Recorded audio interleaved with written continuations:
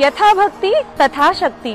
आज पुणे नाशिक प्रवासादरम्यान संगमनेर जवळ सुंदर असे हे भक्ती शक्ती मंदिर आम्हाला दिसले। मंदिरात प्रवेश करताच आपल्या महाराष्ट्राचे आराध्य दैवत छत्रपती शिवाजी महाराज व संत तुकाराम महाराज यांचे दर्शन घेऊन मग आम्ही मंदिरात गेलो।